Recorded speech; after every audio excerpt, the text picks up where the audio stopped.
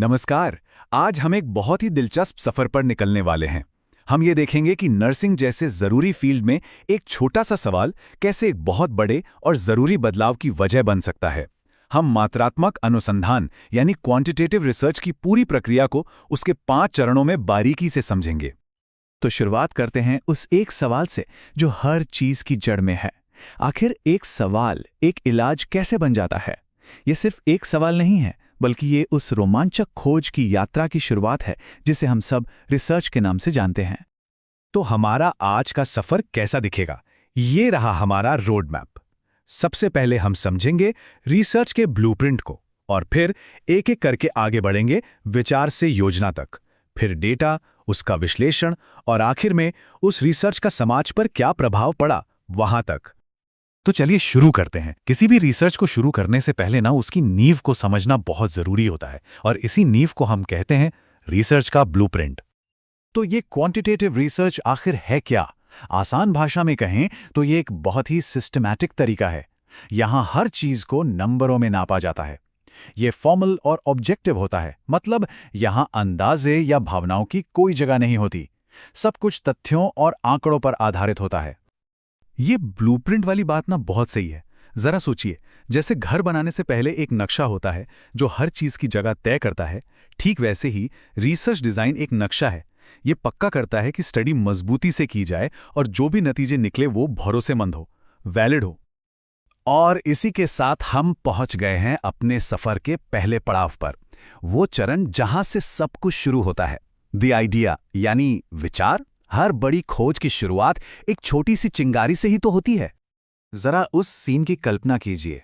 एक रिसर्चर है जो लाइब्रेरी में किताबों और लैपटॉप से घिरा हुआ है, किसी विषय की गहराई में पूरी तरह डूबा हुआ। शायद वो सोच रहा हो कि क्या मरीजों के तनाव को कम करने का कोई बेहतर तरीका हो सकता है। बस यहीं से, इसी जिज्ञासा से एक आइडिया जन्म लेता है। तो इस वैचारिक चरण में, मतलब आइडिया वाले फेज में, 4 जरूरी काम होते हैं। सबसे पहले एक बहुत बड़े इंटरेस्ट को एक छोटे फोकस सवाल में बदला जाता है। फिर उस विषय पर जो भी रिसर्च पहले से मौजूद है उसे पढ़ा जाता है, ताकि ये पता चले कि हम क्या जानते हैं और कहाँ अभी भी गैप्स हैं। इसके बाद एक थ्योरेटिकल फ्रेमवर्क बनता है और आखिर में एक हाइपोथेसिस यानी एक ऐसी भविष्यवाणी तैयार की जाती है जिसे टेस्ट किया जा सके। एक बार जब आइडिया पक्का हो जाता है, तब हम आते हैं दूसरे चरण पर, द प्लान।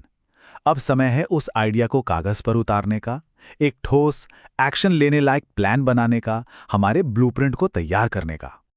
अब जरा उस तस्वीर को देखिए जहां एक रिसर्चर हर चीज की प्लानिंग कर रहा है। ये कोई छोटा मोटा काम नहीं है। यहां हर छोटी बड़ी बात तय की जाती है। स्टडी का तरीका क्या होगा, किन लोगों को शामिल किया जाएगा, डेटा कैसे इकट्ठा करेंगे और इसे एनालाइज कैसे करेंगे, और इन सबसे ऊपर नैतिक सुरक्षा उपाय क्या होंगे। और हाँ, इन सब में सबसे ऊपर है नैतिकता। रिसर्च में एथिक्स का ध्यान रखना सबसे ज्यादा जरूरी है। जो लोग स्टडी में हिस्सा ले रहे हैं, उनकी सुरक्षा, उनकी प्राइवेसी, इन सब का ध्यान रखना किसी भी प्लान का सबसे अहम हिस्सा होता है। इसके लिए एथिकल कमिटी से अप्रूवल लेना भी अनिवार्य होता है। प्लानिंग हो गई, ब्लूप्रिंट तैयार है, तो अब क्या? अब है एक्शन का टाइम। हम आ गए हैं तीसरे चरण में, एम्पिरिकल फेज, जहां प्लान को असलियत में बदला जाता है और असल दुनिया से डेटा इकट्ठा किया जाता है।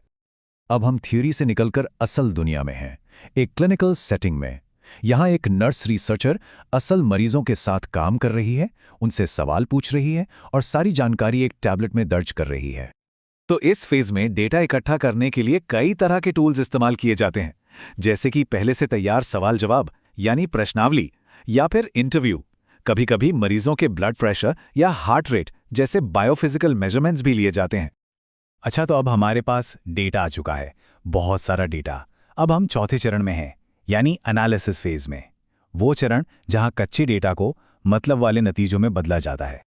सोचिए, हमारे पास नंबर्स की एक लंबी लिस्ट है, लेकिन इन नंबर्स का मतलब क्या है, इनकी कहानी क्या है? यही वो जगह है जहां एनालिसिस काम आता है। जैसे ही कंप्यूटर पर एनालाइज बटन पर क्लिक होता है, वो सारा कॉम्प्लेक्स डेटा एक समझने लायक कहानी में बदलने लगता है। मोटे तौर पर एनालिसिस 2 तरह का होता है। पहला है डिस्क्रिप्टिव स्टैटिस्टिक्स। ये हमें बस ये बताता है कि हमारा डेटा है कैसा, उसका औसत क्या है, वो कितना फैला हुआ है, वगैरह वगैरह। और फिर आता है इन्फरेंशियल स्टैटिस्टिक्स। ये थोड़ा ज़्यादा गहरा है। ये हमारी हाइपोथेसिस को टेस्ट करता है और हमें बताता है कि इन आंकड़ों से हम क्या बड़े नतीजे निकाल सकते हैं। अब इस सिंपल से चार्ट को देखिए। ये डेटा एनालिसिस की ताकत का एक बेहतरीन उदाहरण है। यहाँ साफ साफ दिख रहा है कि किसी खास इंटरवेंशन से पहले मरीज का एंग्जाइटी स्कोर 75 था और बाद में घटकर 45 हो गया। देखा, यही है एनालिसिस की पावर। और अब हम पहुंच गए हैं अपने सफर के आखिरी और शायद सबसे जरूरी पड़ाव पर, द इम्पैक्ट, यानी प्रभाव। जो कुछ भी हमने सीखा है, अब उसे दुनिया के साथ साझा करने का समय आ गया है, ताकि उसका कोई असली फायदा हो सके। डिसेमिनेशन, ये एक भारी भरकम शब्द लग सकता है, पर इसका मतलब बहुत सीधा है। इसका मतलब है अपनी रिसर्च के नतीजों को दुनिया के साथ शेयर करना। जैसा कि आप इस कॉन्फ्रेंस में देख सकते हैं, लोग अपने काम को दूसरों तक पहुंचा रहे हैं। क्योंकि अगर ज्ञान सिर्फ एक किताब में बंद रह जाए तो उसका क्या फायदा। और इस जानकारी को बांटने के कई रास्ते हैं। रिसर्चर्स अपने काम को अकादमिक जर्नल्स में छापते हैं, कॉन्फ्रेंस में जाकर बताते हैं, या फिर पॉलिसी बनाने वालों के लिए छोटी छोटी रिपोर्ट्स तैयार करते हैं। पर इन सबका मकसद एक ही होता है, नर्सिंग प्रैक्टिस को बेहतर बनाना और आने वाली रिसर्च को एक नई दिशा देना। तो देखा आपने कैसे एक छोटा सा सवाल एक पूरे सफर की वजह बनता है और अंत में एक ऐसा जवाब लेकर आता है जो लोगों की जिंदगी बदल सकता है। लेकिन विज्ञान की खासियत यही है कि वो कभी रुकता नहीं। हर जवाब अपने साथ कई नए सवाल लेकर आता है। तो अब सोचने वाली बात यह है कि अगली रिसर्च की चिंगारी किस सवाल से लगेगी।